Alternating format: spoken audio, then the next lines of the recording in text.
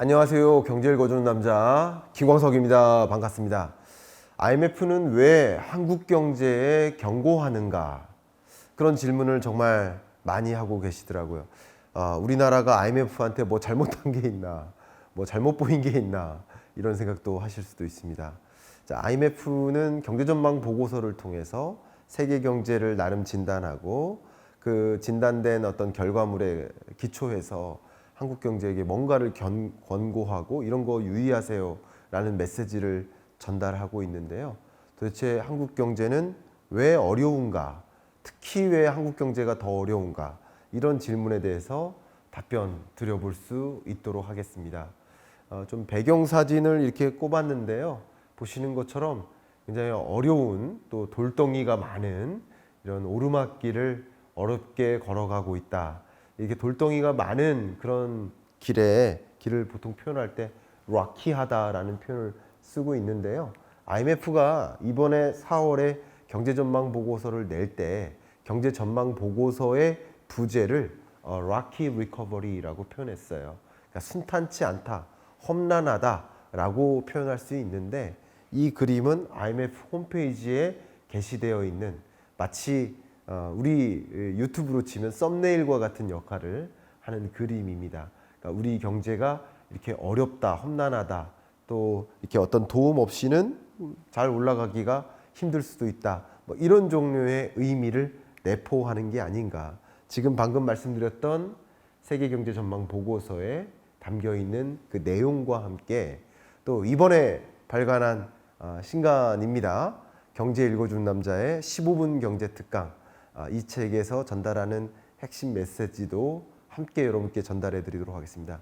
자, 이번에 발간한 이 책은요, 말 그대로 그냥 입문서입니다.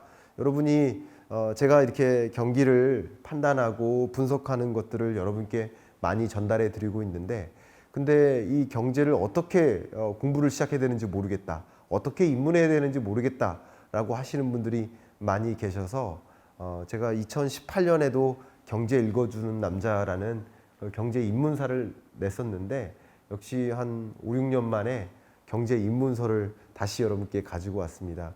그래서 여러분들이 이 경제가 더 친근해지고 경제 신문이 막 읽히고 경제 뉴스에서 이야기하는 여러 단어들이 쉽게 체화돼서 느껴질 수 있을 만큼 일단 경제 언어에 익숙해지셔야 된다라는 말씀을 드리는데 이 책이 바로 그런 경제 입문서의 성격이고요. 경제 입문서에서 제가 강조하는 것이 경제 성장률이에요. 경제 성장률이라는 그 단어 자체가 세계 경제를 숫자 하나로 표현해 본 그런 개념에 해당되기 때문에 지금 이렇게 어려운 경제를 판단하시는데 지금 경기를 판단하고 그 경기 판단에 기초해서 걸맞게 뭐 투자 의사 결정을 하신다든가 다양한 뭐 경영 의사 결정을 하시는데 참조가 될 만하지 않을까 하면서 이 이야기를 지금부터 본격적으로 해드리도록 하겠습니다.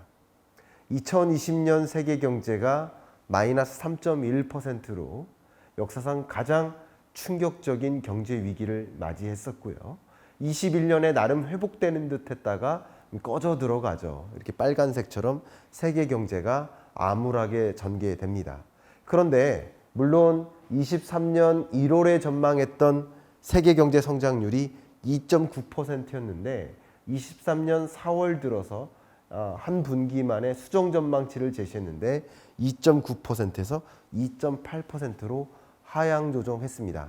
근데 세계 경제의 흐름이 특히 3월 달부터 불거진 은행 파산 사태, 금융 부실 사태 이런 것들이 야기된 것 치고는 하향 조정 폭이 그렇게 크지는 않아 보여요. 어쨌든 6.1에서 3.4, 2.8로 이렇게 완만하게 L자로 꺾여 들어가는 모습을 제가 뭐라고 표현했습니까? 경기 침체 국면이다 이렇게 말씀드렸는데 2020년이 경제 위기, 그죠?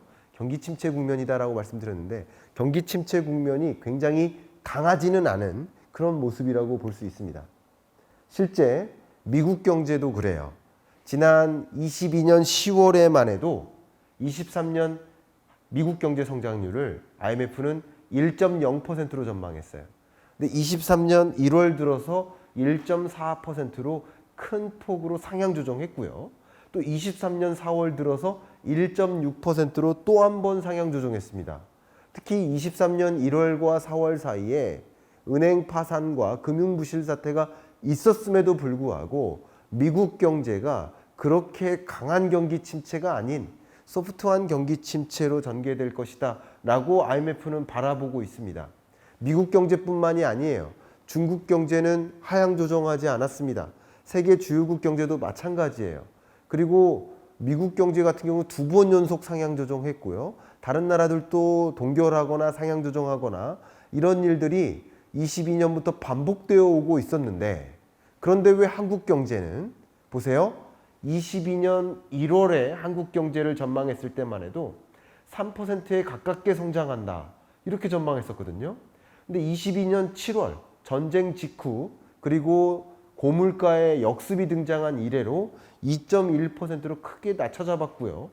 22년 10월 들어서 또 한 번 하향 조정했고요.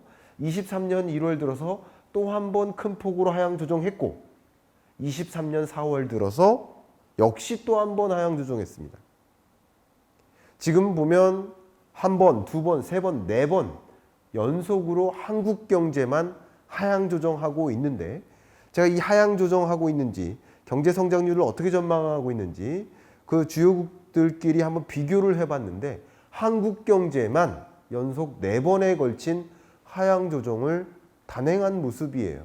왜 IMF는 한국 경제를 이렇게 부정적으로 전망하는가? 그 질문을 우리는 스스로 답변을 찾아봐야 됩니다. 저도 매년 경제전망서를 발간하고 있고, 경제전망서를 통해서, 경제전망이 뭡니까? 다른 말로 경제성장률 전망치를 제시하는 게 경제전망이에요. 경제성장률 전망치를 제시했었을 것 아닙니까? 지난 10월에 제가 전망했을 때 우리 한국 경제가 그래도 1.9% 성장할 수 있어 라고 전망을 했는데, 이 시나리오는 이미 깨져버렸습니다. 시나리오 1번, 2번은 이미 깨져버렸고, 지금의 세계 경제, 한국 경제가 전개되는 양상을 보면 저는 지금의 경우에는 1.4% 세 번째 시나리오만 가능하다 이렇게 보고 있어요. 이렇게 한국 경제가 유독 안 좋게 꺾여 들어가는 모습은 무엇일까? IMF의 전망뿐만 아니라 저의 전망도 마찬가지입니다. 실제 한번 비교해 볼까요? 제가 지난 10월에 경제전망서를 냈을 때 성장률 전망치를 1.9%로 제시를 했었어요. 그리고 이어서 11월에 KDI는 1.8%로 하향 조정했고요. 한국은행은 2월 들어서 1.6%로 또 하향 조정했고요. 기획재정부는 12월에 1.6%로 성장률 전망치를 제시했었고요. IMF는 이번 4월 달에 한국 경제 성장률 전망치를 1.5%로 또 하향 조정한 겁니다. 근데 제가 지금 말씀드리고자 하는 1.5% 한국 경제 성장률 전망치, 이건 어떤 숫자냐? 누차 강조해드리고 있습니다만, 우리 경제가 이 통계가 구축된 이래로 4번의 경제 위기를 경험했는데, 1980년 5.1 쇼크에 따른 충격 마이너스 1.6% 역성장, 또 1998년 IMF 외환위기의 충격으로 5.1% 마이너스 역성장, 2008년 글로벌 금융위기에 따른 충격으로 0.8% 경제위기, 또 역시 2020년 팬데믹 경제위기로 마이너스 0.7%의 역성장, 이 4번의 경제위기를 경험했는데, 4번의 경제위기 때의 성장률을 제외해놓고 생각해보면 23년 성장률이 가장 낮아요. 그 23년 경제 성장률이 1.5이든 혹은 1.9이든 상관없이 이 모든 숫자가 이 4번의 경제 위기를 제외하면 가장 낮아요. 어떤 기관의 전망치가 맞느냐 상관없이 모든 경제 성장률을 전망하는 기관들이, 주요 기관들의 전망치가, 23년 성장률 전망치가 4번의 경제 위기를 제외하면 가장 낮아요. 그걸 경기 침체라고 칭하지 않을 수가 없다라는 거죠. 근데 왜 이렇게 한국 경제에 유독 경고하는가? 그걸 좀 요약적으로 우리는 살펴볼 필요가 있겠는데요. 첫 번째는 바로 주력 산업의 부진입니다. 우리나라의 주력 산업은 반도체, 또 반도체 외에도 2차 전지도 주력 수출 품목이죠. 자동차에 전기차가 들어가죠. 스마트폰, 그 밖에 가전제품, 이런 여러 주력 산업의 모습들을 보면 뭐 디스플레이도 있고요. 이런 주력 산업들의 모습들을 보면 결과적으로 다 뭡니까? 내구재거나 내구재에 들어가는 부품입니다. 그렇죠?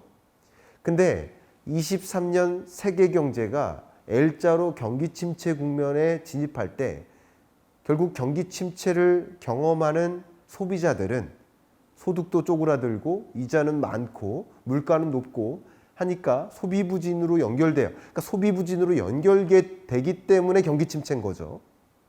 그러니까 소비 부진은 왜 있을까요? 경기 침체 국면에서 뭘 소비를 덜 할까요? 바로 내구재 소비를 둔화시키는 거죠. 고용도 불어나고 물가도 높고 소득은 쪼그라드니까 이참에 자동차를 바꾼다? 어렵죠. 이참에 가전제품을 바꾼다? 어렵단 말이야. 그러면 이런 가전제품과 같은 자동차와 같은 내구재 수요가 크게 줄어드는 이런 현상이 경기 침체이니까 이런 경기 침체 국면에 우리나라의 주력 수출 품목, 주력 산업은 더 부진할 수밖에 없다라는 것이고 특히 이런 주력 수출 품목에 들어가는 반도체는 어떻습니까? 반도체는 소위 예를 들면 가전제품을 생산하는 혹은 이런 내구재를 생산하는 이런 기업이 여기에 반도체가 들어갈 것 아닙니까? 그러면 내가 오늘 이런 제품을 오늘 산다라고 했을지라도 이 기업이 이걸 생산할 때 반도체를 그 당일 수급받습니까? 아니면 1년 전에 먼저 수급 계획을 합니까? 1년 전이에요. 그러니까 결과적으로 23년에 경기 침체가 오고 이런 내구재 수요의 부진이 23년에 오지만 22년부터 반도체 재고가 쌓이기 시작하는 거예요. 그러다가 23년 2월에 반도체 재고율이 정점에 달합니다. 실제 IMF 외환위기 왔었을 때를 한번 생각해 보세요. 외환위기 오기 전에 반도체 재고율이 389%로 정점을 찍은 바 있죠. 그러니까 먼저 재고가 쌓이는 거예요. 왜냐하면 반도체는 그만큼 구매 조달 계획상, 다시 말하면 완제품을 생산하는 기업들의 구매 계획과 함께 맞물리기 때문에 반도체 재고는 선행지표다.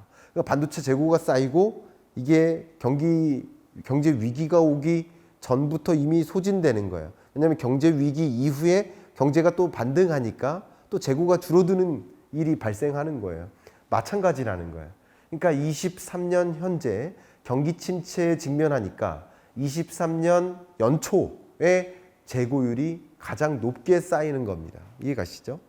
자, 오늘 이 녹화일이 삼성전자 매출액과 영업이익을 비롯한 이 실적을 잠정치가 아닌 확정치를 발표하는 날인데 제가 오늘 자료를 준비한 것이 이 잠정치를 가지고 준비했기 때문에 양해를 먼저 구합니다. 그러니까 매출액이 22년에 정점을 찍고 지속적으로 떨어지죠. 또 영업이익도 엄청나게 떨어지죠. 이 6천억 원에 해당되는 삼성전자의 분기별 영업이익은 글로벌 금융위기 이후 처음으로 1조가 안 되는 수준인 거예요. 영업이익이 더 가파르게 줄어드는 이유는 또 뭘까요? 재고가 쌓였으니까 메모리 반도체 가격이 어떻게 돼요? 급격히 떨어지는 거죠. 가격이 떨어지니까 영업이익은 더 떨어지는 거죠. 그러니까 재고가 많이 쌓여 있다 보니까 삼성전자도 뭐를 발표합니까? 감산하겠다. 그 감산 발표조차도 IMF 외환위기 이후 처음 있는 일이에요. 25년 만에 삼성전자의 감산입니다. SK하이닉스도 마찬가지고 이렇게 주력 산업이 부진하니까 유독 세계 경제가 침체 국면에 있지만 한국 경제는 더 강한 경기 침체에 직면할 수밖에 없다라고 진단한 것이라고 생각해 볼 수 있겠습니다. 그럼 주력 산업이 부진하면 우리나라의 수출은 어떨까요? 대외 거래가 부진할 수밖에 없겠죠. 그래서 14개월 연속 무역 적자 행보입니다. 이 14개월 연속 무역 적자지만 사실 22년 2월에도 찔끔 무역 수지 흑자였고 1월달 무역 적자까지 생각해 보면 이게 14개월 연속 숫자만 그런 것이지 사실상 이 무역 수지 적자는 굉장히 긴 기간이고 적자 규모는 정말 우리나라 역사 이래 가장 큰 규모입니다. IMF 외환위기 이후 처음이에요. IMF 외환위기 때 한번 볼까요? IMF 외환위기 때도요. 1995년 1월부터 97년 5월까지 29개월 연속 무역 적자 기조가 유지되다가 그러다가 IMF 외환위기가 터진 거거든요. 그걸 생각해 보면 그 정도까지는 지금은 아니지만 그 무역 적자 기간이 이렇게 길어지는 이유는 수출이 부진한 것이고, 수출이 부진한 이유는 우리나라의 반도체를 비롯한 주력 수출 품목의 수출이 부진하기 때문이라고 볼 수 있겠죠. 이렇게 대외 거래가 부진한데 무역 적자뿐만 아니라, 그러니까 상품 무역뿐만 아니라 서비스 수지까지 포함한 이 경상수지 적자도 정말 만만치 않게 큰 문제점이라고 볼 수 있어요. 이렇게 경상수지 적자, 말 그대로 우리나라의 대외 거래의 수지 자체를 보여주는, 이렇게 마이너스를 보여주는 이런 이 통계가 흔한 일이 아니거든요. 그러니까 이런 것들이 IMF 입장에서는 한국 경제를 견고하게 만드는 요소다라고 볼 수 있겠습니다. 그 밖에도 우리 한국 경제 미분양 주택이 어쨌든 뭐 지난달 발표에 따르면 뭐 이렇게 정점 찍고 7만 5천 호대에서 7만 2천 호대로 좀 떨어져 주는 건 사실이지만 여전히 지금 안도할 수 없고 미분양 주택이 상당히 심각한 상황이라고 판단할 수 있어요. 그러다 보니까 중소건설 기업들이 어떻게 됩니까? 금융부실에 처해요. 한계 기업들이 늘어납니다. 보시는 것처럼 이자 보상 배율이라고 하는데 3년 연속 이자 보상 배율이 1 미만인 기업, 이게 쉽게 말하면 이런 거예요. 영업이익을 가지고 이자를 갚을 능력이 없다 할 만한 기업인 거예요. 쉽게 말하면 이런 기업들이 한계 기업인 거예요. 그 한계 기업의 비중이 어떻게 됩니까? 계속 늘어나고 있죠. 특히 대기업이 늘어납니까? 중소기업이 늘어납니까? 중소기업이 늘어나죠. 그 중소기업 중에서도 일부가 수도권 중소기업이고 일부가 지방 중소기업인데 지방 중소기업들의 한계 기업 비중이 급격히 늘어나고 있죠. 또 역시 부실 위험 기업도 늘어나고 있는 것을 우리는 확인할 수 있습니다.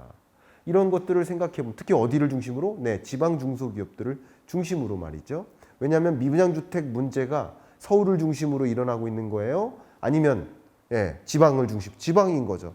제가 이미 미분양 주택 통계를 집중 분석, 즉시 분석해 드렸던 것처럼 그 내용을 참고해 보신다면 지방을 중심으로 미분양 주택이 해소되지 않고 있기 때문에, 그럼 미분양 주택이 해소되지 않으면 중소건설사들이 분양될 걸 전제로 돈을 빌려다가 분양되고 나면 돈 갚는 방식인데 돈 갚을 능력이 부진해지는 거예요. 매우 부실해지는 거죠.